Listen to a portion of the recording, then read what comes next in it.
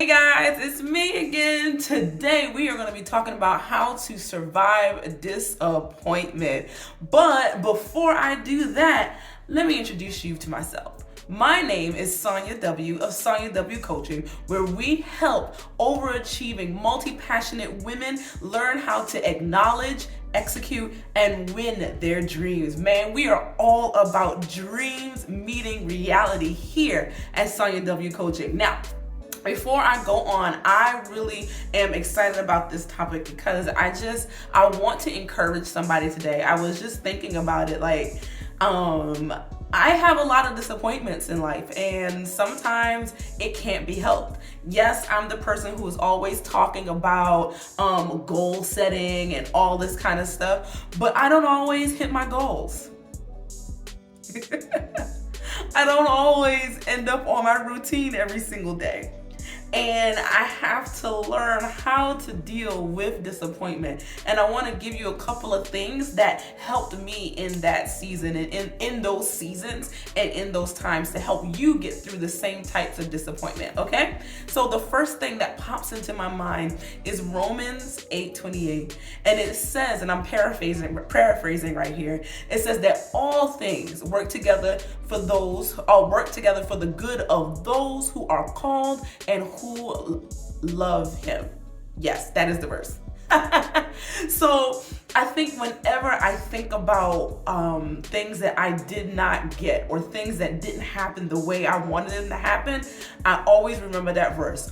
All things work together for my good. It works out for the good of those who love him and are called according to his purposes.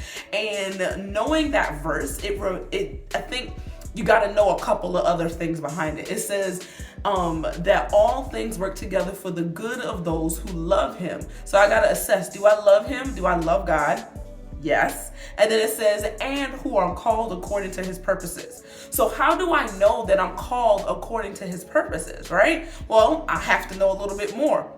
I have to know that because I confess Jesus as my Lord and Savior, that he is, that he sees me, that he loves me, that he covers me, and that he keeps me.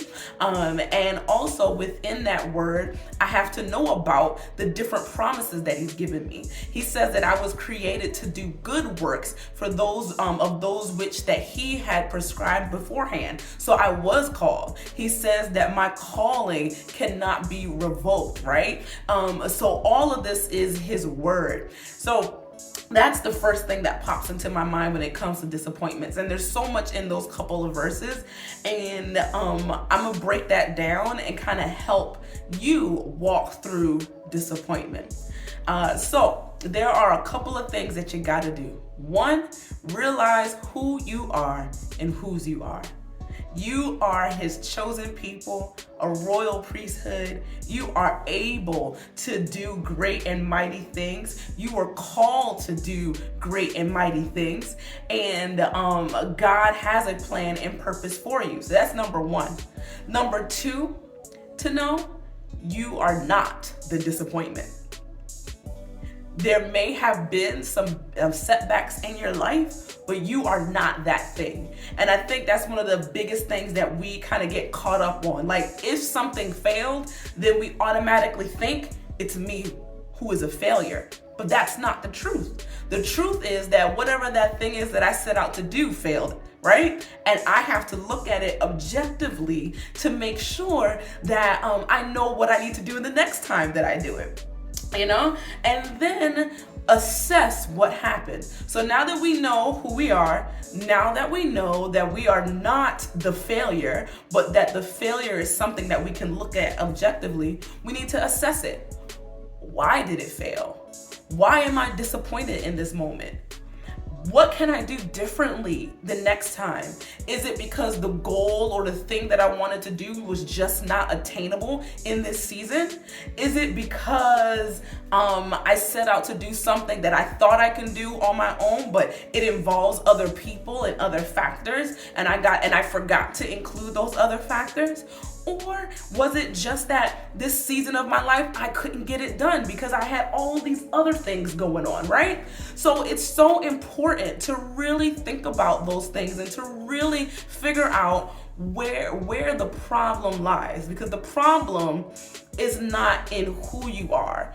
The problem is probably in your actions or in the environment around you. And then the final thing to do is to think about, well, how can I fix that? How can I change what I did? And decide if it's still something that matters to me. If it's a goal, then we take some time to assess it. We take some time to say, okay, is this something that I want to do again? Is this something that I want to kind of switch up and change? Or is it something that just does not suit me anymore? And I'll be okay with it. If it's something that happened in my life, I lost a job, or a relationship didn't work out, or something crazy happened, then we have to assess, well, what needed to change in that, and how can I grow in that, right? Because there's always an opportunity for growth. So guys, when it comes to disappointment, know that it is not you who is the disappointment, but there was a disappointing thing that happened. It's not you who failed, but it is the thing that actually failed.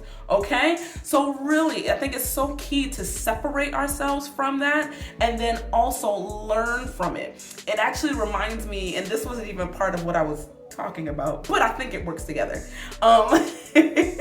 And it reminds me of this devotional that I read today, and it said that sometimes we get stuck in our experience instead of living in our expectation. And I think when we have a failure, we tend to get stuck in the experience of the failure, and it doesn't allow us to go forward. So it's so important to assess those disappointments so that we don't live by that experience of that disappointment, and so that we will continue to live by expectation, that we will continue to live forward, right? Because it's so important. The failure was behind us. Like, when we look behind us, that's where the failure was. The failure isn't in our future. So that wasn't really part of it, but I think that is so key to understand, that we should be living in expectation and not in our experiences. And when we take a moment to separate ourselves from the disappointment, to assess that disappointment and figure out what can I change, what should have changed, all of those things, then we get the opportunity to transform our lives through it, right? And we get the opportunity to live out in the right expectations. I was gonna say good, but it could be good or bad, right? The right expectations in our life, okay? So if that was helpful for you, if you enjoyed it, please go ahead, if you got a question, comment below. And real talk, if you like this, if this was something that you really, really enjoyed, go ahead and subscribe so I know it's real. All right, guys? Have an awesome day wherever you are.